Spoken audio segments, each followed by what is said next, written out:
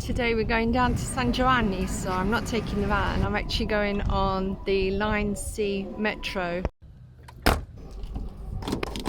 Yep, everything's nice and locked.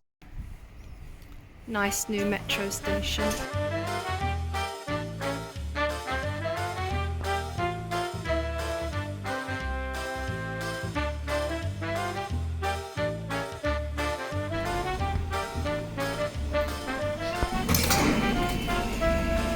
Cheap and cheerful.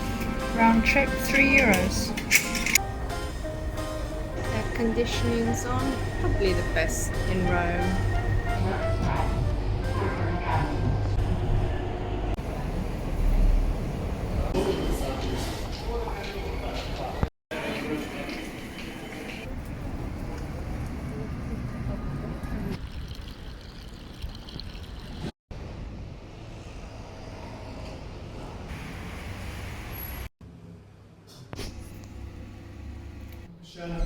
Hi. So Damien, thanks very much for letting me into your home. And I know you're really the right person to ask many questions because I know you have your own company dealing with relocation. Exactly. So who better than you to ask advice? Let's hear your story. What made you choose Rome? Well, way back in 1988, I came to Rome by chance because at that time I had a friend who was living here who was going through some difficulties. And I said, look, I can come for a couple of months to help you out. And what kind of happened essentially was I ran out of money after 2 months and I had to start working. What happened was I got involved with the expat community very quickly and very soon into my time in Rome. And what I realized was I was giving away a lot of this information. And I thought, I think I can monetize this. I can turn it into something. So way back in 1990, I created a course called How to Live and Work Successfully in Italy. Great idea. And that was the start. And it's still going. And I'm going to do it again next year. It's an in-person event because I think that to really get value from it, you've got to be in the room with me and the other people speaking. Right. Because I think a lot of people are zoomed out, particularly after the pandemic. And there's nothing like an in-person event. So that's what brought me here. And the first 2 years were really, really difficult. I think if I'm honest, if I had known how difficult the first 2 years were going to be, I'm not sure I would have stayed because the not having the language was really an obstacle. And that's why I talk about that a lot. I say to people, you've got to do at least an intensive course of 90 hours. You've got to be able to understand somewhat what's going on. The minimum. The minimum. Yeah. Because if you have to go into a bar to ask for a sandwich and you're pointing with your finger, that might all seem like it's fun, but that gets very tiring after a while.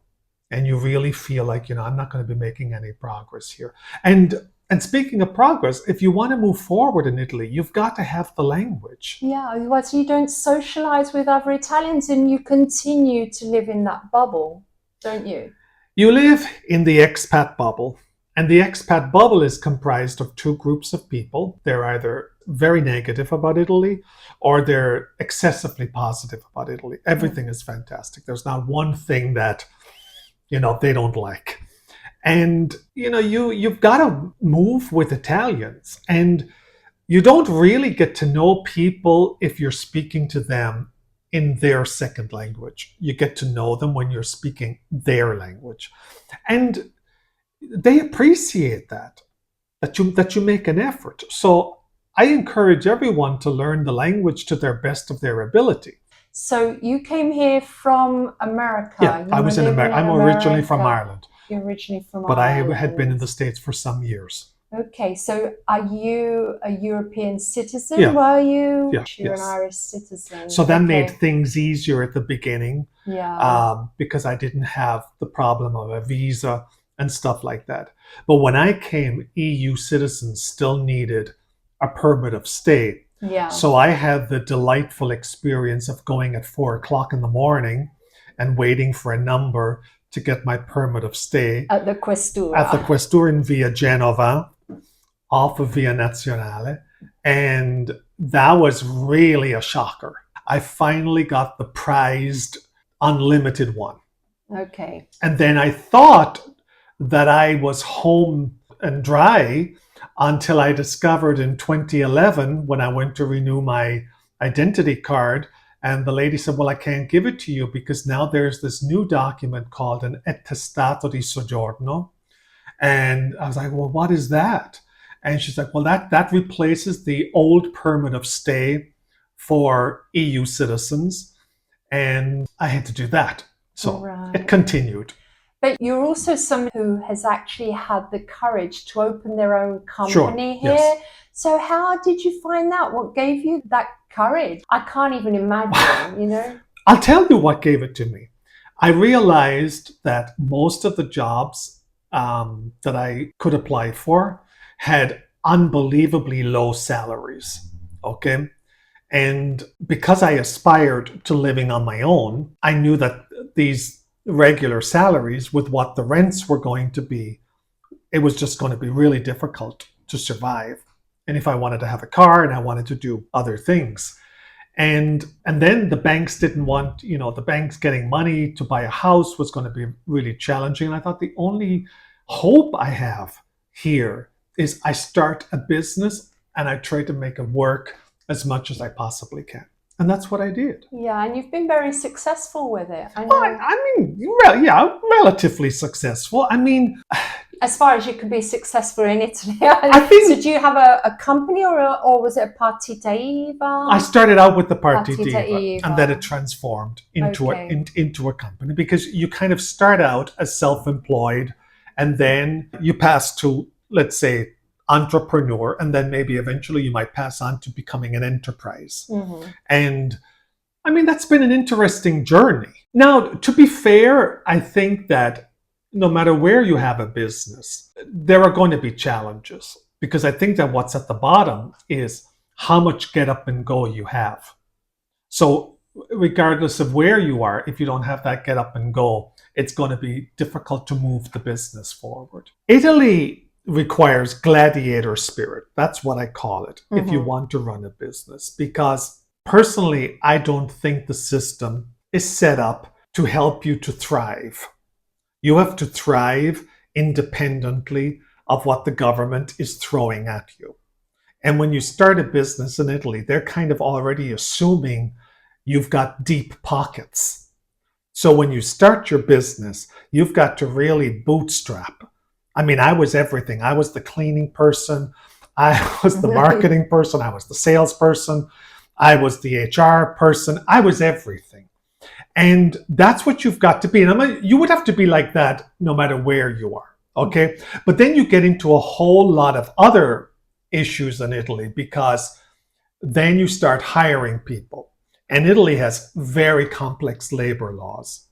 And if you and one of the people that you hire, if that relationship doesn't work out, it can be very challenging to break that relationship without it costing you, at least 6 months' salary to the person to close the situation. Okay, and I know they can also take you to court, and those legal battles can last a long time and can be very, very expensive. This is one thing I see is people think, okay, the law says this, I'm in the right, so I'm okay. Even if you're right about something, unless you've got deep pockets to pay for a lawyer, then it doesn't matter if you're right or you're wrong. So it's just best to avoid any sort of legal battle. Well, they can go on for at least 10 years, depending on, what the lawsuit is about. And that's why, if you have an employee that sues you, your labor consultant will advise you to settle. Yeah. So that's an important thing as well, isn't it? To be surrounded by a team of people that are expert and that you can trust. You need 6 people Yeah. in your dream team. Yes. Okay. You need a lawyer. Yeah. You need a labor consultant, if that becomes relevant. You need a fantastic accountant, but someone who actually keeps up to date. Okay, because a lot of these professionals just kind of coast along. And so you're kind of informing them. You're kind of saying, well, oh, listen, I read in the newspaper today about this new tax or whatever. And it should be them telling you that. Okay? Yeah, exactly. You need a really good doctor, you need a dentist, and you need a hairdresser. Right. And the carabinieri, I was told. And then you need, as they call, the angeli in paradiso. Okay, then you need those contacts that will help you, because, you know, contacts are important everywhere, but they're really important in Italy. Which comes back to the language factor again, doesn't it? If you can communicate properly, you surround yourself with Italian acquaintances and friends, then the fact that in Italy people are friendly, they will probably help you out. If they take you, I mean, I think this is one of the misconceptions of Italy, that it's a very open culture. I think Italy is quite formal, okay? Mm-hmm. And one of my best friends, who's a labor consultant, when I first met him, one of the pieces of advice that he gave me was, in business, most of the time, don't ever give away the formal lei. And I was just coming from the States, and I was like, are you crazy? I want to get people on their first name basis. And he was like, you'll see, it doesn't pay. And I have to say, he was right.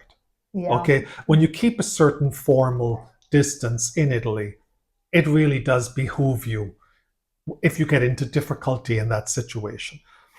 But we are in Italy. We're not in England. We're not in Ireland. We're not in the United States. So the people most of the time that are going to be able to help you to move forward are Italians. I mean, I'll be honest, the people that helped me in Italy were Italians, because the fact of the matter is very few foreigners are in a position of power. So what do you think people these days are doing wrong when they do move to Italy? Like, you see it everywhere, the internet, everything looks fantastic. They go into Como with their flowery dresses on and their straw hats, and everything looks like it should be in an Instagram square. What do you think they should do before they come here? Apart from try and learn the language, how can they prepare themselves? What sort of advice do you give people? Or would you say don't come to Italy? No, I don't know. No. I would never say don't come to Italy, because I think Italy can really be good for some people. I always say to people, what's your game plan? What is it you want to achieve in Italy? And if they start saying to me they want to live in a small town, I say, okay, that's fine.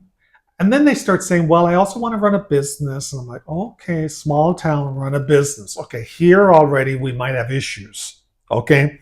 Because if they're talking about doing something locally, there might not be a lot of opportunities. Even if they're working online, they might have connectivity issues. I mean, you've got satellite options or whatever, but you'd have to look into that. So it becomes very clear from a few probing questions. What is it they want to do? And based on that, you'll begin to see if this is going to be what I call a lifer. I mean, I've been in Italy for over 35 years. I mean, do you know how many people I've seen come and go? Yeah, I can imagine. I mean, I can't keep count. And I know a few people that have been here as long as I have, but they are all people that just got with the program. They rolled up their sleeves. They did the work that had to be done. They learned the language. They were clear about what they wanted to do here, and it worked out for them. A lot of what's shown on the internet is a very idyllic image of Italy. And I'm not saying that there are not idyllic aspects of Italy or that some places aren't beautiful. But, the internet is flooded now with cheap houses, bargain houses, and all of this, okay? But where are those houses? And can you sustain a life in most of the places where these houses are located? I mean, there are some crucial questions to ask yourself. A lot of them are in highly seismic areas. You could lose the house to an earthquake. You got to do your due diligence. So I mean, there's also a lot of people, they're buying houses through remote property viewing. But the problem with that a lot of the time is it doesn't give you any idea of what the surrounding area is like. So The person showing you the property virtually, the property might be very nice, but what you don't know is there's a bar right next to the property where people are hanging out until 4 o'clock in the morning. And you don't know that until you've moved in.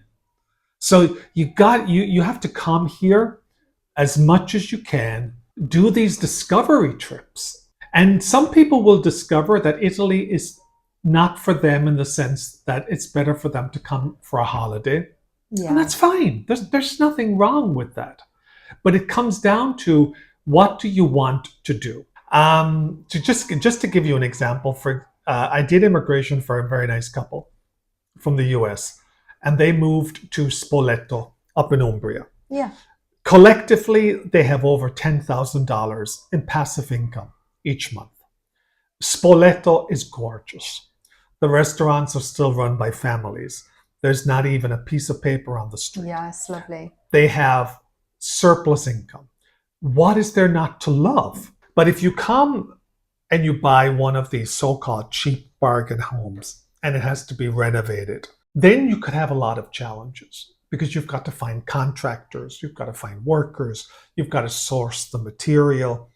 If the house is not up to code, you might not be able to get insurance. So there are all these things to consider. What I would advise people is, keep your wits about you, be clear about what it is you want to do. And very importantly, when you come over on the plane, don't lose your sense of discernment, because I've seen that happen time and time again. Yeah. People give money to landlords. There's no receipt. There's no contract.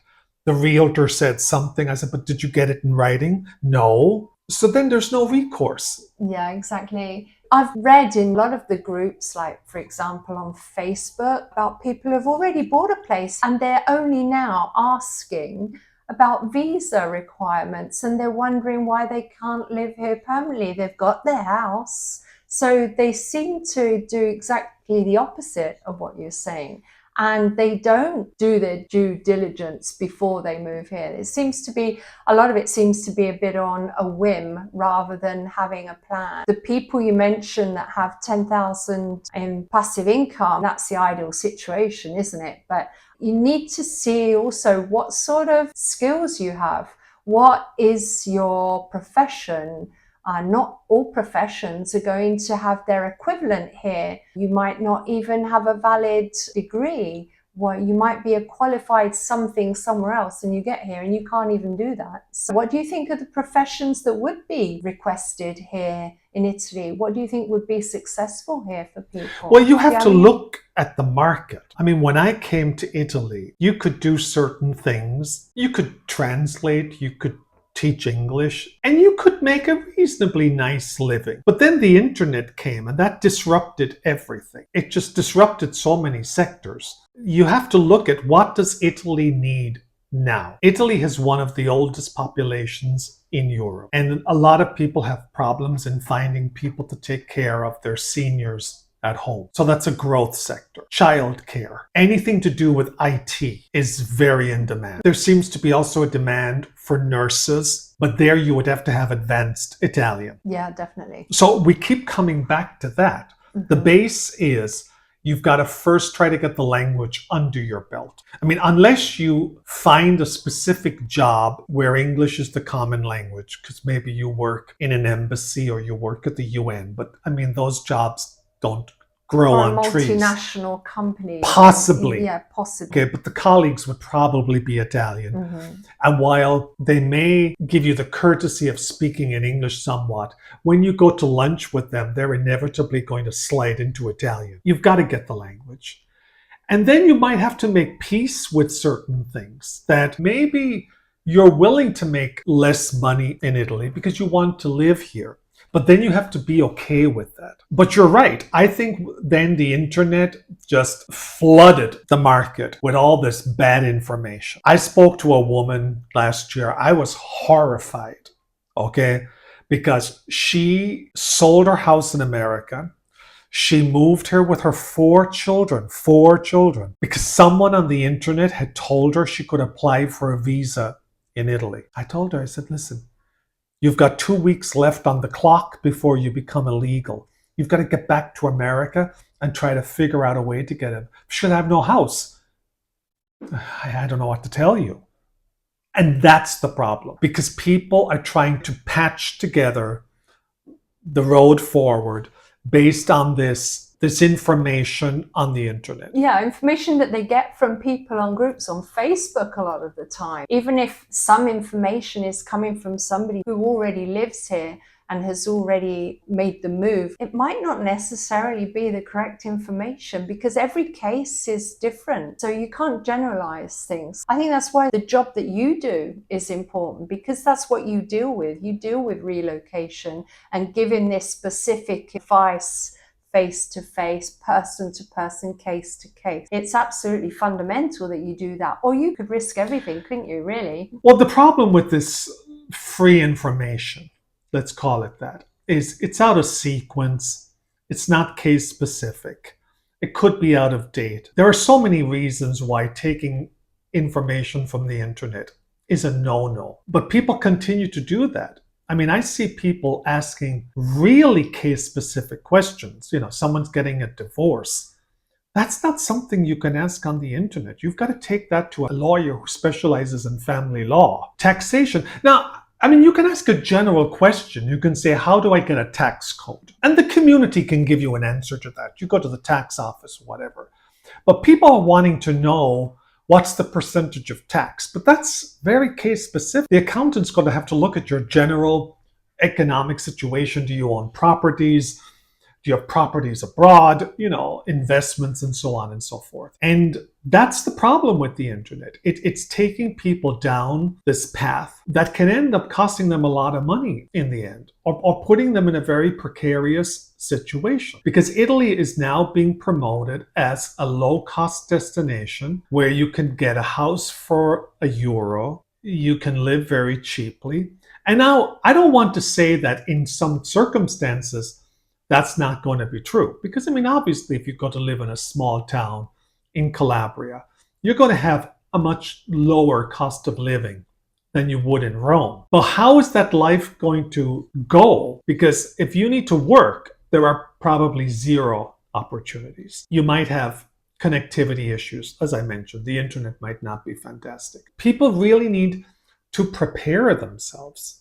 And I think that that's where a lot of the relocations don't work out, because there was not enough preparation. Talking about the internet, I think there's also this misconception that if you do have a job that you can do online, you can just move to Italy and carry on doing it. And I don't think that's possible, because we don't have digital nomad visas. In theory, it sounds very simple. You just carry on your job, you move here, you carry on getting your wages from your country of origin. But if you do that, you're actually doing something that's against the law here. Is that correct? Well, I mean, you have to be inserted somehow, okay, in a legal capacity. You need to talk to an accountant regarding the taxation side of things, because people think they can just come here and they can stay on the payroll wherever they are. But then the company in their country of origin might not have an office in Italy. So that has to be looked at. Then you've got the compliance part of the immigration.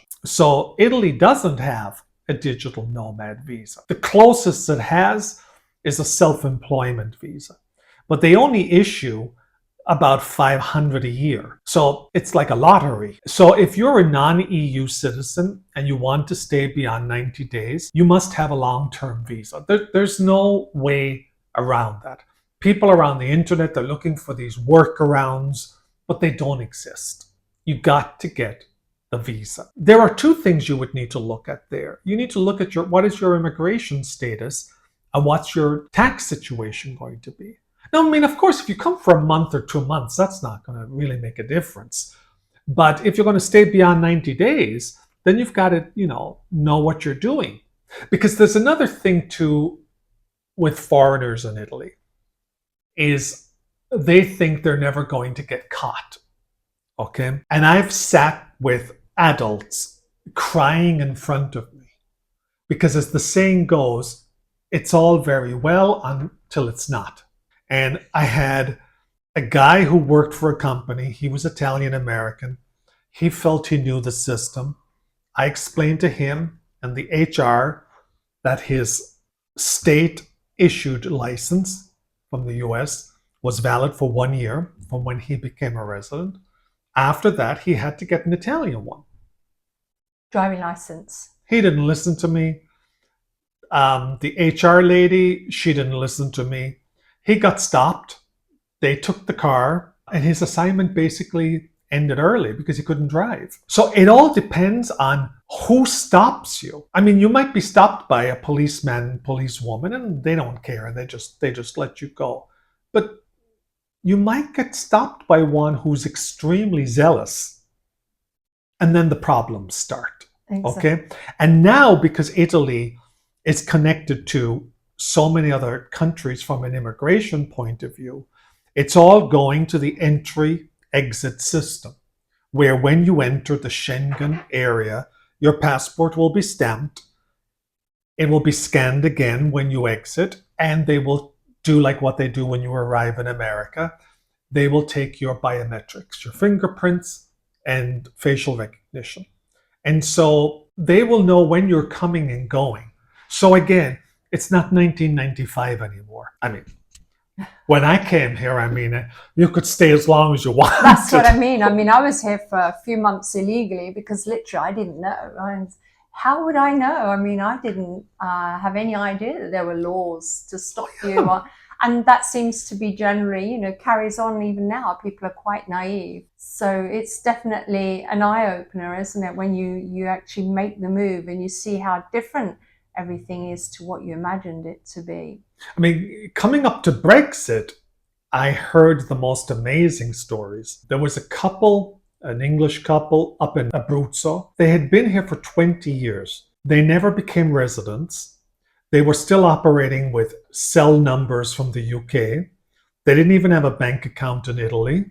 And they were they were scrambling desperately to become residents, to not be caught by the Brexit deadline. And that should have been a learning lesson for a lot of people. Because, 10 years ago, nobody would have believed that the UK would have left the EU. So because of that, you need to make sure that you get your permanent residency status, if your goal is to live in Italy full time. So let's talk about the things you love about Italy and what makes you stay here. Why do you carry on living in Italy? You said you didn't have the intention of moving here, so there must have been something that really kept you here. What is it that keeps you staying? Well, this is going to sound a little bit strange because we're at the opposite ends of the continent. But when I came to Italy, I found a lot of things similar to Ireland. Okay, so it wasn't that difficult for me to be here. I remember I went to an Italian friend's house with a very good friend of mine from the UK. And when we walked into the apartment, there was this huge statue of the Madonna. And my friend from the UK was a little bit surprised. I'm like, oh, that's nothing. My grandmother had a 6-foot Madonna with the lights around her head. And it was in that moment that I realized that there were certain similarities. So it wasn't that foreign to me. I liked that, and maybe this is changing now, but that there was a healthy attitude or relationship, I should say, with alcohol. People didn't really abuse alcohol. I mean, I would have 3 Italian friends at dinner and 1 bottle of wine was enough. And I used to have this Irish friend and I said, you're too expensive. Okay. You're drinking me out of house and home. Yeah. Okay. And also, Rome was a safe city. I didn't feel menaced or threatened. And that was very important for me. And then, of course, I mean, the obvious things like the food, the weather, the fact that you have mountains, you've got the sea, there's something for everybody. And there's literally something beautiful to see everywhere. And, Rome, I mean, to be honest, you have days where Rome will drive you crazy. And then, even after all these years, I still have moments when I'm walking around the city and I think, I am so lucky that I live here. And also, Italy has been good to me. It's taught me patience, which I didn't have.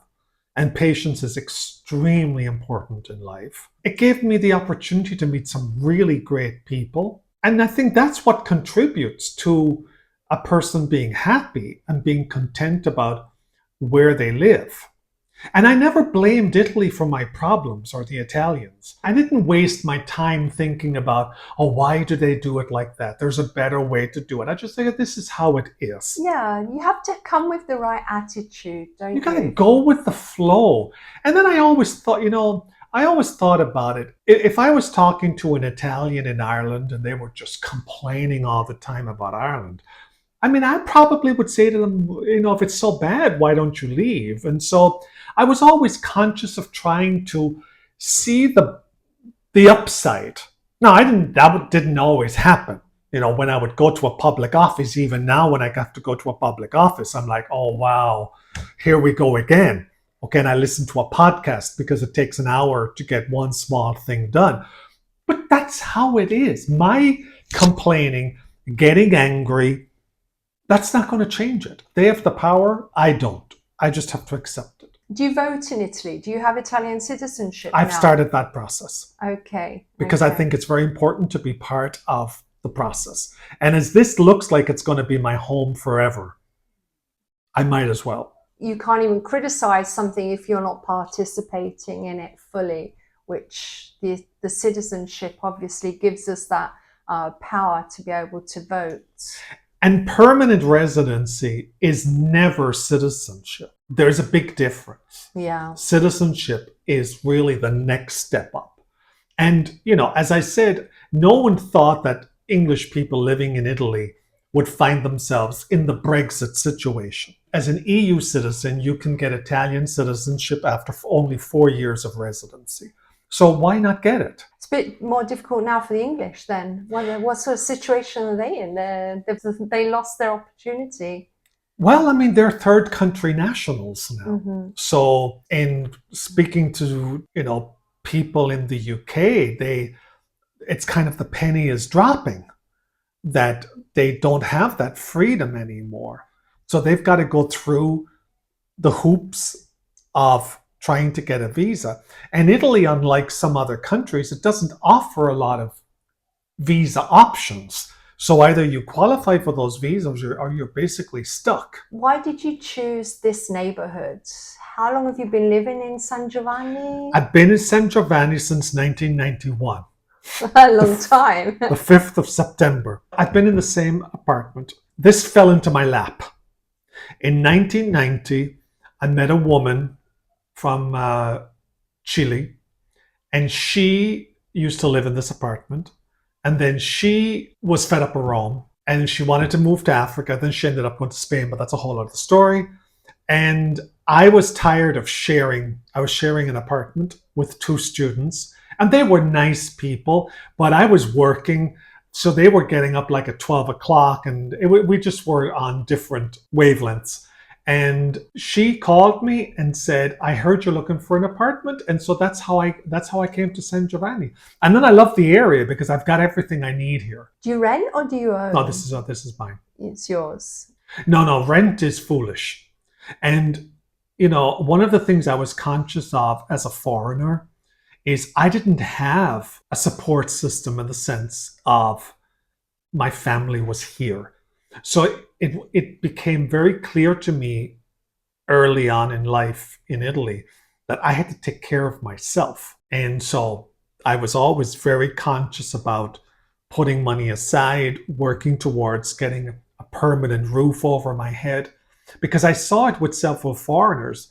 They were in properties for a long time, and then suddenly the landlord needed the property for the daughter or the son who was getting married, and they suddenly found themselves having to move out and into a much more expensive rental market. And so if you spent your whole working life here, pension-wise, what's your opinion on that? What do you think? Well, I have 2. I have a private one, Mm-hmm. and I've paid into IMSS. I'm not sure if they're going to give me any money because I think the pension system in most countries is bankrupt. So I'm hoping that the money I gave them Fingers crossed, yeah. but I started a private one, like I did with private medical insurance, because that's another misconception that's promoted on the internet. Very often when you need to get stuff done, especially in Rome, you have to go privately. It depends on what you have to do. I mean, most of the time you can get stuff done with the health service in Italy. But there are times where if you need to do something quickly, you may have to go privately. But private is not exorbitant. I mean, something that is 150 euros in Italy could be $700 in America. The US is a very different system. If you come from Europe, as we do, we've grown up with universal health care. I mean, people might complain in the UK that it's not like how it was in the 80s or whatever, but we don't have that fear of we won't be taken care of. So, kind of comparing Italy to America, that's like apples and oranges. They're two very different systems, but you can be taken care of in Italy.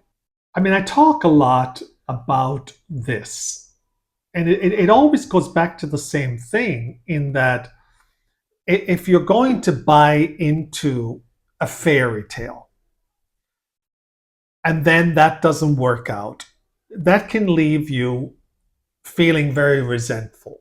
And I've seen that happen to a lot of foreigners. They came here with a certain preconceived image, and then things didn't live up to their expectations, and they ended up leaving Italy extremely bitter. Okay? And I don't think that's a nice way to finish your life in Italy. So you've got to be realistic. And what does realistic mean? Realistic means that you really try to understand what you're getting into. And you have to understand what is your situation. I mean, if you have to work in Italy, that's very different from being retired. If you're coming here and you're, as an older person, what's that going to mean for you? And that's what I'm talking about all the time. I'm blue in the face from talking about it, because so many people don't prepare.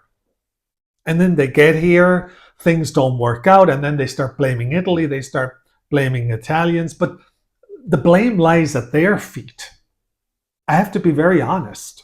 So can we consider you the go-to person for people to get this information that they need before they come here? I am. I'm probably not for everybody, to be honest, because I'm very direct.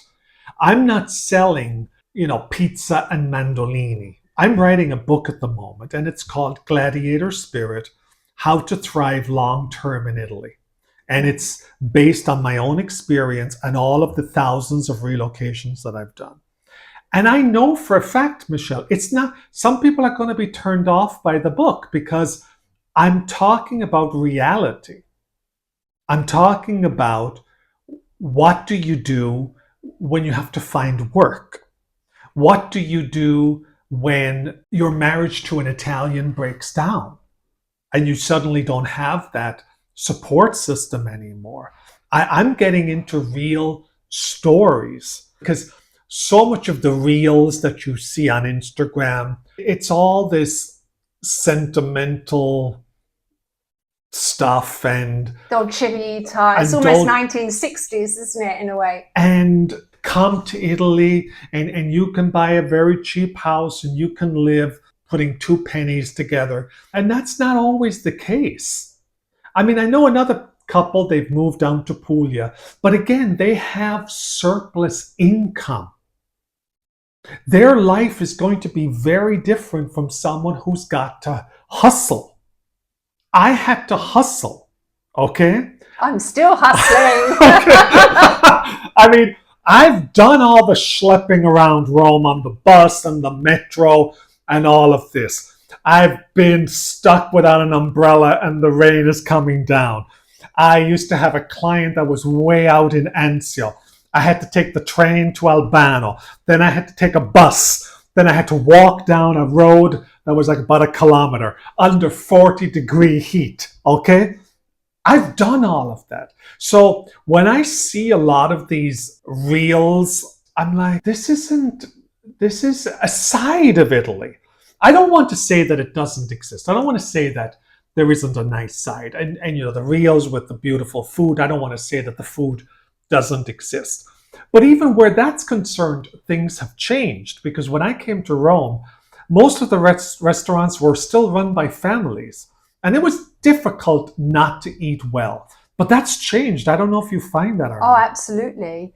And I'm finding that older people that come frequently, like a food blogger from New York comes a couple of times a year, and he's going to restaurants in Rome and he says he doesn't like the food because he's stuck with what the food used to be like.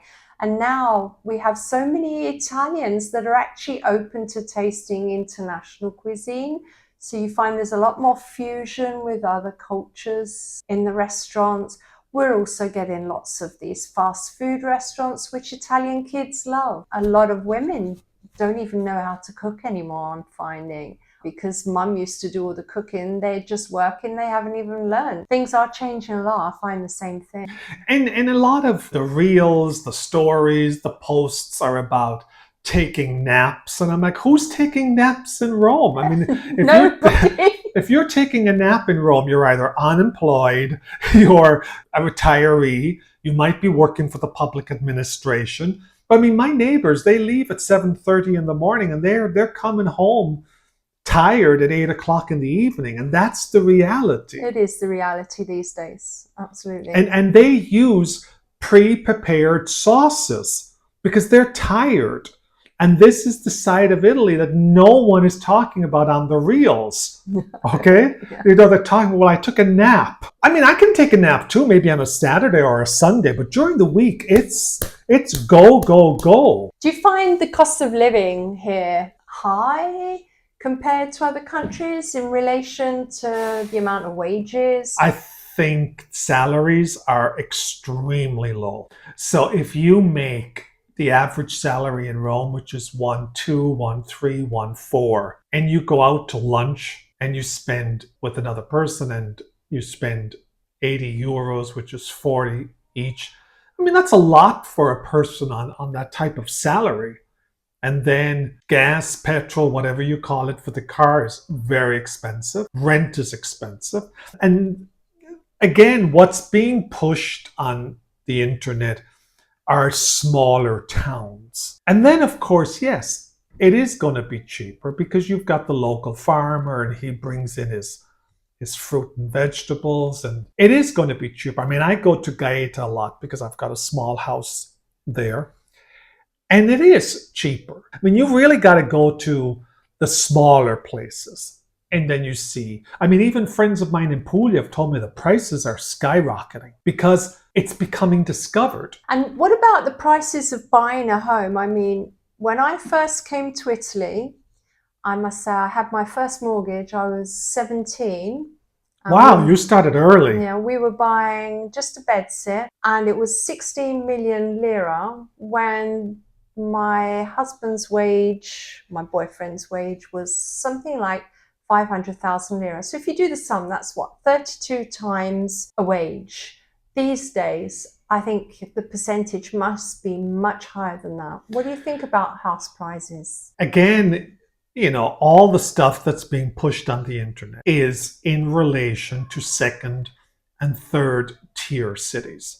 They're not usually talking about Rome. They're not talking about Milan. They're not talking about Florence.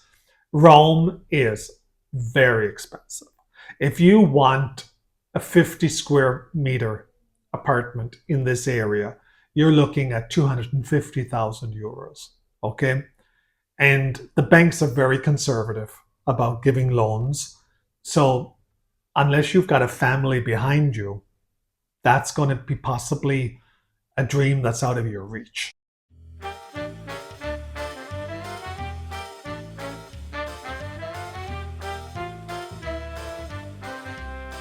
They're crazily good actually at tracking things down there.